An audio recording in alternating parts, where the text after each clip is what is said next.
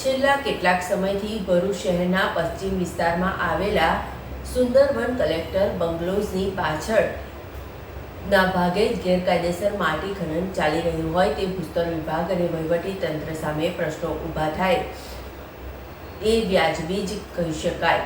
તેમજ આ અગાઉ પણ ભરૂચમાં ગેરકાયદેસર રીતે માટી ખનન કરવામાં આવી રહ્યું હોય એવા અનેક વિડીયો સોશિયલ મીડિયામાં વાયરલ થયા છે, જેના કારણે ભૂસ્તર વિભાગ અને વહીવટી તંત્ર સોશિયલ મીડિયા પર ફિટકારનો સામનો કરી રહ્યા છે.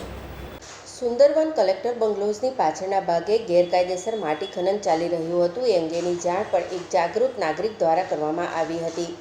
જાગૃત નાગરિકે ગેરકાયદેસર માટી ખનન અંગેની જાણ કર્યા બાદ ભૂસ્તર વિભાગ એક્શન મોડમાં આવ્યું હતું અને ભૂસ્તર વિભાગે 4 જેસીબી, 4 હાઈવા સહિતનો મુદ્દામાલ કબજે કર્યો હતો. પરંતુ અહીં પ્રશ્ન એ થાય છે કે ભૂસ્તર વિભાગની ગેરકાયદેસર માટી ખનનની જાણ સુદ્ધા નહોતી. આ તો જાગૃત નાગરિક દ્વારા ફરિયાદ કરવામાં આવી એટલે નહીં તો હજુ કેટલા સમય માટે ગેરકાયદેસર માટી ખનન ચાલી રહ્યું હોત. માટી એ કુદરતી સંપત્તિ છે, તેનો ઉપયોગ કરવા માટે ભૂસ્તર વિભાગ પાસેથી પરવાનગી લેવાની હોય છે અને રોયલ્ટી ભરવાની હોય છે.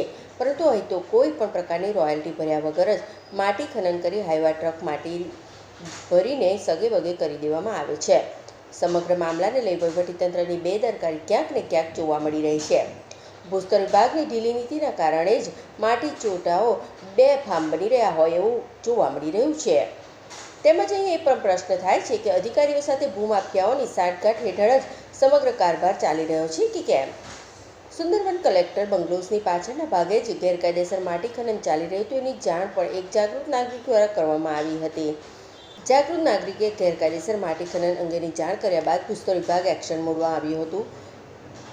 સુંદરવન કલેક્ટર બંગલોઝની પાછળના ભાગે જ ગેરકાયદેસર માટી ખનન ચાલી રહ્યું હોય તો ભૂસ્તર વિભાગ અને વહીવટી તંત્ર સામે પ્રશ્નો ઊભા થાય તો તે વ્યાજબી જ કહી શકાય ને.